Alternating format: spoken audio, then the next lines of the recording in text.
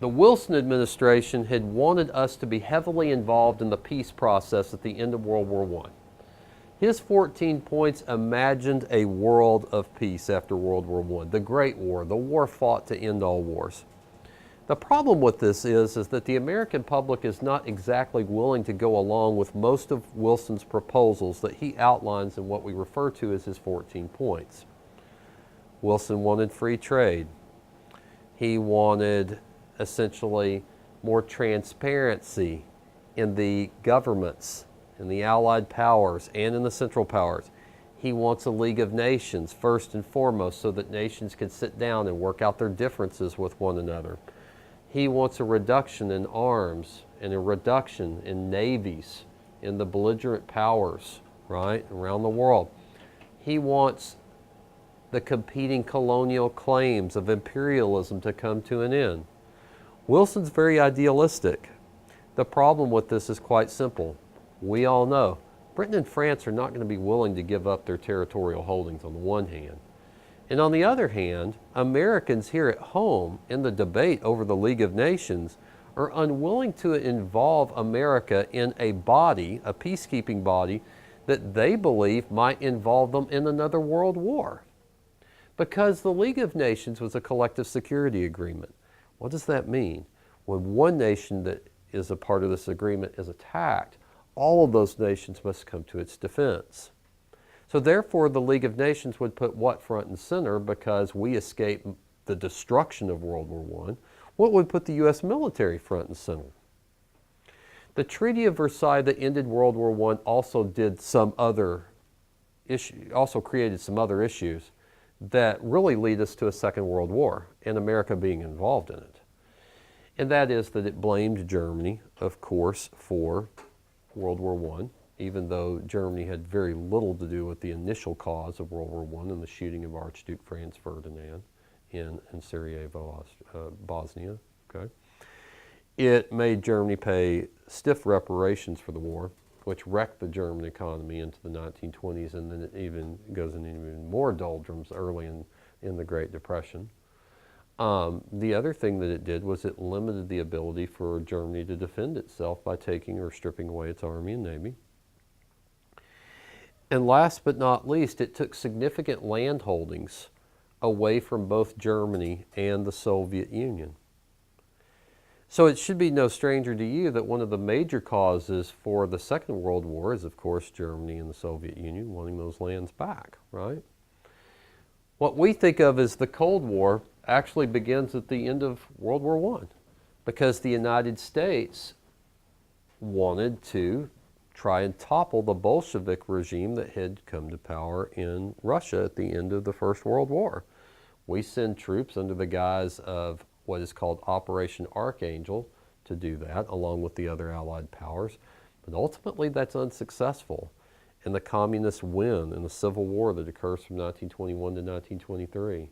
And eventually, what we know of as the Soviet Union is really born out of that Civil War. And so is the mistrust with the West as well, right? From the end of the World War I experience to the beginning of our involvement in the Second World War, America adopts a policy of isolationism. And I want to talk about why that actually occurs in American foreign policy. Number one, it occurs because even though we were only involved in World War I for the last 9 months of the war, we suffered tremendous losses during that period. In fact, we suffered almost double the number of deaths in World War I that we had suffered in Vietnam in 8 years of fighting in only 9 months of being involved on the ground, mostly in France.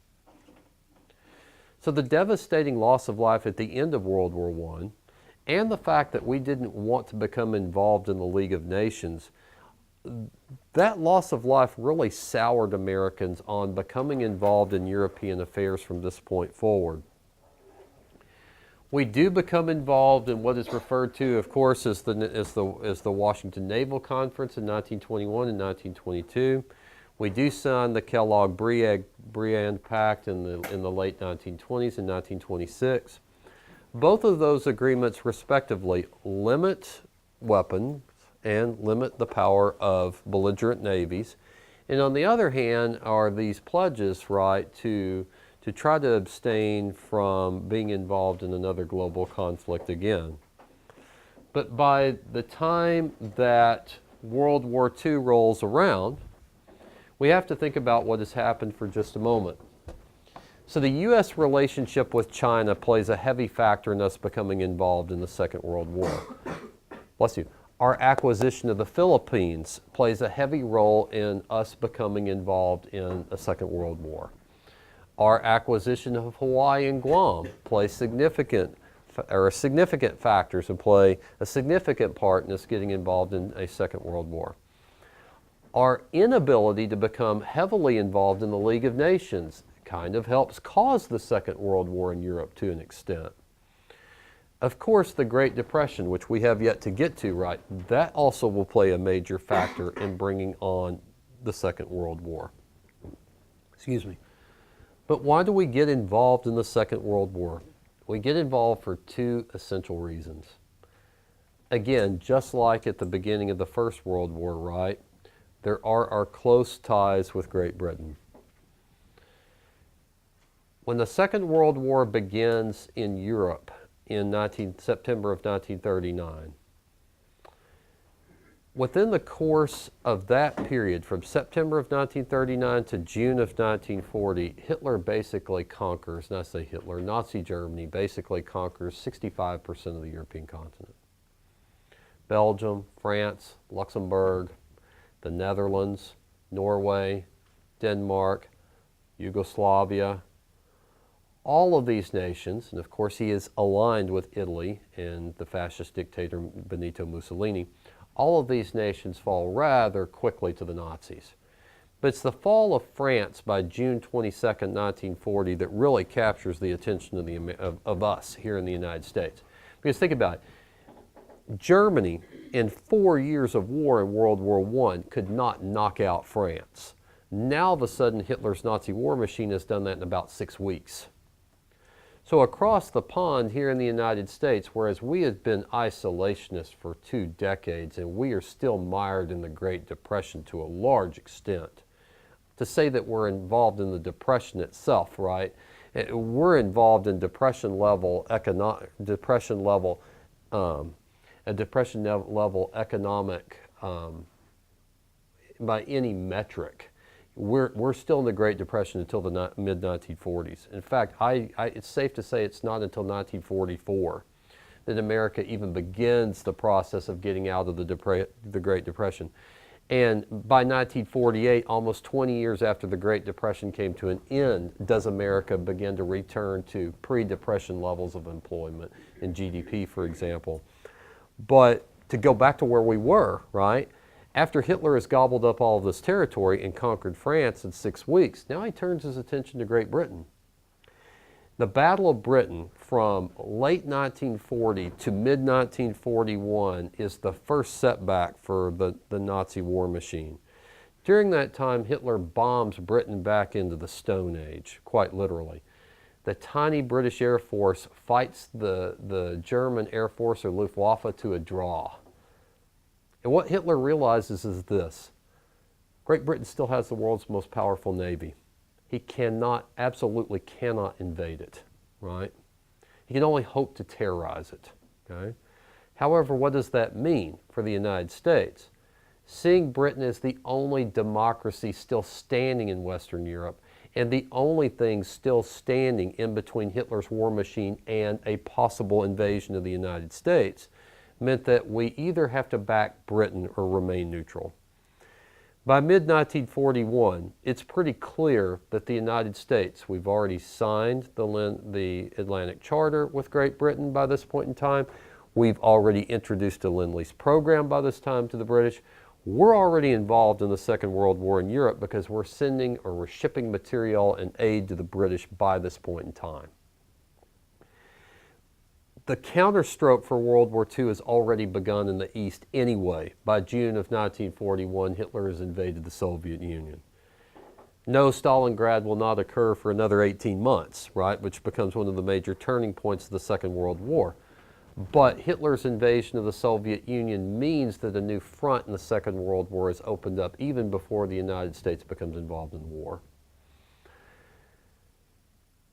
In the Pacific, we have a totally different situation. At the end of the First World War, Japan is given a sphere of influence in China, basically because of its role in securing German possessions and spheres of influence during the First World War for the Allies. By 1931, the Great Depression is having a huge impact on Japan. Japan, much like Germany, needs resources. It has to expand, right, and able to sustain itself as a nation. So, in 1931, Japan invades Manchuria, right, with the purpose of acquiring additional resources for itself. In 1937, not having had enough, Japan invades China proper. This is where the United States begins to be heavily involved in the Second World War. When Japan invades China in 1937, it's only 18 months later that the United States, because China is a major trading partner and ally in East Asia, we begin embargoing certain items that are important to the Japanese war machine. Iron ore, scrap iron are among the first of those items to be embargoed. But by 1939, Japan has overrun significant parts of China. By early 1940, because France has fallen to Nazi Germany, France can no longer prop up its colonies in Southeast Asia, in places like French Indochina, what we think of today as Vietnam, Cambodia, and Laos, right? And so the United States, because the Japanese war machine shifts course and invades Vietnam, we begin to embargo the most important item by mid-1941 that will be essential to the Japanese, and that's American petroleum or oil. Japan cannot continue its expansion without it, right? It also has to do what? It also has to acquire other avenues for resources to be able to obtain it. Japan invades Indonesia. Japan now sets its sight on the strategic importance of an American possession, and that's the Philippines. If you're going to take the Philippines, if you're the Japanese Empire, what do you have to do? Well, you have to take out the Pacific Fleet, which is moored in Pearl Harbor, Hawaii. So on December 7th, 1941, the Japanese attack Pearl Harbor. That brings the United States into the Second World War, but it also makes the Second World War a global conflict. How is the United States involved in the Second World War? Well, I'm only going to talk about the American role in World War II because we've already spent quite a bit of time talking about the Cold War in subsequent, in previous lectures. But what I want to impress upon you about the American role in the Second World War is that our role is much more consequential than it was in the First World War and much longer in duration. When America becomes involved in World War II, kind of keep in mind, the Japanese have made significant gains in East Asia. Hitler has made significant gains on the European continent, and he's also acquired significant portions of North Africa. When the United States becomes involved in the Second World War and we become involved in the war in Europe, we become involved in a partnership with the British to liberate North Africa. Why? North Africa is critically important for three different reasons. First, it offers petroleum for the German war machine that can be now used by the Allies. In other words, it gives us a gateway into the Middle East. Second, it enables the American forces and the British forces to gain some confidence by essentially removing the Nazis from their first territorial possession that Allied forces have been able to do so by attacking North Africa. Third, the other reason for taking North Africa is because of North African ports. This will enable us to do two things. Number one, to build air bases or use existing airfields to begin bombing into Germany itself. But it also begins to lay the groundwork for our invasion of taking Hitler's major ally in the war, Italy, out of the war.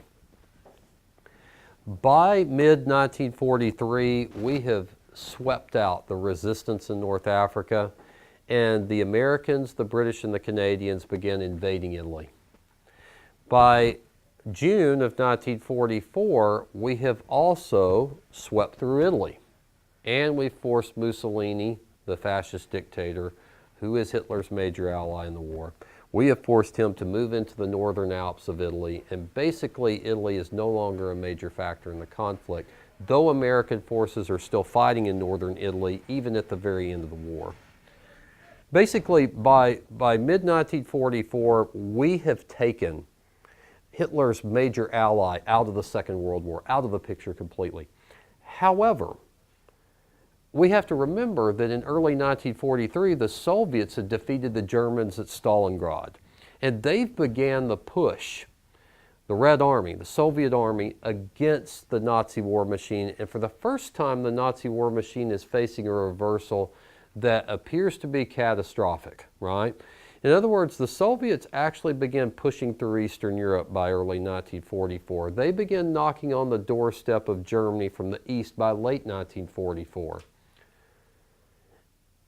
In every Allied conference or meeting between the Allied leaders, Stalin, the Soviet dictator, who we greatly feared, and rightly so, had advocated that the United States, the British, and the Canadians open up a second front, liberate France, force the German war machine to fight a two-front war.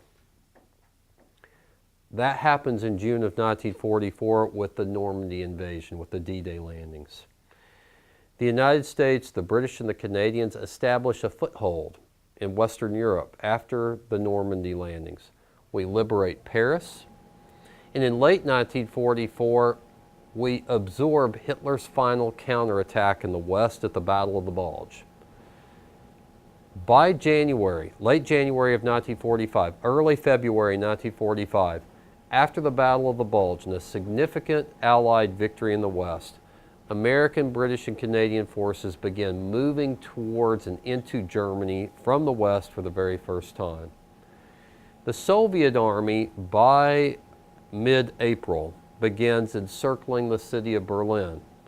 American, British, and Canadian forces, much like the Soviets had been doing earlier, began the process of dealing with the humanitarian crisis of the Holocaust, liberating concentration camps, taking care of those people who survived, and beginning the process of bringing German officials to justice. That happens later during the Nuremberg trials. Okay?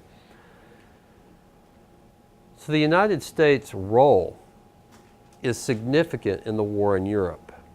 But let me say this, maybe much more significant in the war in the Pacific. After Pearl Harbor, in June of 1942, the United States wins a significant victory in the Battle of Midway. The Battle of Midway is important for two reasons. First, it destroys key naval possessions of the Japanese Navy, its aircraft carriers namely, 4 of them, right, in the battle. That cripples Japan's ability to launch an invasion of the United States. Second, this puts the Americans, the Australians, after the Battle of the Coral Sea is fought to a draw, and the British on the offensive in the Pacific. This is where we begin the process of what we call island hopping in the Pacific. How does island hopping go as a strategy? Well, from a military standpoint, what you do is you bomb an island, then you execute a series of amphibious landings, you occupy that island, and then you use it as a base of operations to take the next island, until you get closer and closer to Japan. Throughout 1943 and into 1944, United States forces move all the way until the Battle of Leyte Gulf in October of 1944 to liberating the Philippines. Also in mid-1944, we reacquire Guam. 2 major U.S. possessions are now back in Allied hands by late 1944. This leaves 2 major territorial possessions in the Pacific War still up for Allied forces to grab. The first one is Iwo Jima. Why is Iwo Jima so strategically important?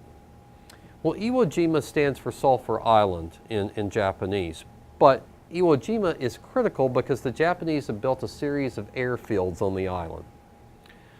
Bombers could fly out of Guam, Saipan, and Tinian, and they can bomb Japan. The problem is that you cannot send fighter escorts to escort those bombers to their targets. Taking Iwo Jima means that you can escort bombers to their targets and have fighter planes do it using the Iwo Jima airfields. Throughout the beginning of 1945 in the Pacific, for 2.5 months, American Marines, supported by the U.S. Navy, fight one of the decisive battles of World War II and eventually capture Iwo Jima. When the American Marines raise the flag on Mount Suribachi, which actually happens early in the battle, right? It's the first time an American flag has been planted on actual Japanese territory. The second possession, or second island, in the final process or stage of island hopping is much more conclusive and much more important for the Americans, the British, and the Australians. And this is the island of Okinawa. Okinawa is only 350 miles from the Japanese mainland. Taking Okinawa means, right, that the Allied forces could, in theory, launch an invasion of the Japanese home islands for the first time and bring the war to a conclusion. For another 3 months, late spring, early summer 1945, Okinawa is fought for. The Japanese on both Iwo Jima and Okinawa, as they had on islands such as Tarawa and Saipan even earlier in the war in mid-1944, fought to the death. Americans at Iwo Jima, American Marines, and the Marines who land and fight on Okinawa suffer horrendous casualties in taking both islands. There is this fear, right, that an invasion of the Japanese home islands, could accrue, right, in the millions of casualties. So, by June of 1945, the atomic bomb developed through the top-secret Manhattan Project is about ready to be tested. Originally, I know this is probably beyond where we are with this, but originally the atomic bomb was supposed to be used against Berlin, the capital city of Germany, to hasten the end of the Second World War in Europe. The bomb's not even ready to be tested by the time Germany surrenders in the first week of May of 1945, by May 8th, okay? But by July 16th, the bomb is successfully tested. And of course, we bring the Second World War to a conclusion, but we also open up the Cold War in an age of nuclear power and nuclear weapons too, by dropping 2 atomic bombs. First on Hiroshima on August 3rd, 1945, and then on Nagasaki a few days later. The atomic bombs, August 6th, and a few days later, August 9th on Nagasaki. Sorry for correct the dates here. It's September 3rd, that's why I have the 3 in my head. It's the September 3rd date, right? It's September 3rd whenever Japan surrenders formally on the USS Missouri in Tokyo Bay. And World War II comes to a conclusion. But when it does, America is now a superpower, okay? And the calculus is very different for what America's role in the world will actually mean, okay?